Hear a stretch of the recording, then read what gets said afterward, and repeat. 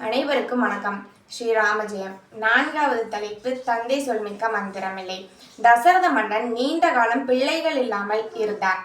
பின்னர் குலக்குருவின் ஆலோசனையின்படி புத்திரகாமேஸ்வர் யாகம் செய்து 4 புதல்வர்களை பெற்றார். அவர்களை 5 வயதில் கல்வி கற்க குருகுலம் அனுப்பி வைத்தார். குழந்தைகளும் தந்தை சொல்லே மந்திரம் என்று குருகுலம் சென்றார்கள். பின்னர் விஸ்வாமித்திரரின் வேண்டுகோளை ஏற்று அவரது யாகம் காப்பதற்காக தசரத மன்னரும் முனிவருடன் ராம லட்சுமணர்களை அனுப்பி வைத்தார். தந்தை சொல்லே மந்திரம் என ஏற்று இருவரும் முனிவரின் பின்னால் சென்றார்கள்.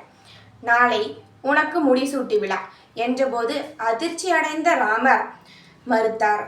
தசரதனும் ராமா, நீயும் நான் உன் தந்தை என்ற பாசத்தால் மறுக்கிறாய். என் வயோதிகத்தை எண்ணிப்பார். நிலையற்ற இந்த உலகில் நிலையான இறை அனுபவத்தை பெற எண்ணுகிறேன். அரச பதவியேற்ற நீ உதவ வேண்டும் என்றபோது தந்தை சொல்லே மந்திரம் என ஏற்றுக்கொள்கிறார். மறுநாள் கைகேயிக்கு கொடுத்த வரத்தினால் நீ 14 ஆண்டுகள் வனவாசம் செல்ல வேண்டும் என்றபோதும் தந்தை சொல்லே மந்திரம் என ஏற்றுக்கொண்டார் மகிழ்வுடன். எப்படி ஏற்றுக்கொண்டார் தெரியுமா? அப்போதுதான் பூத்த செந்தாமரை பூ எவ்வளவு பொலிவுடனும் அழகாகவும் இருக்கிறது பார்த்திருப்பீர்கள். அந்த பொலிவையும் அழகையும் ராமபிரானின் திருமுகம் வென்றுவிட்டதாம். அப்பொழுது அலர்ந்த செந்தாமரையினை வென்றுவிட்டது அம்மா. இறுதியில் சீதா பிராட்டியை மீட்ட பிறகு ராமபிரான் சீதா பிராட்டியை ஏற்றுக்கொள்ள மறுக்கிறார்.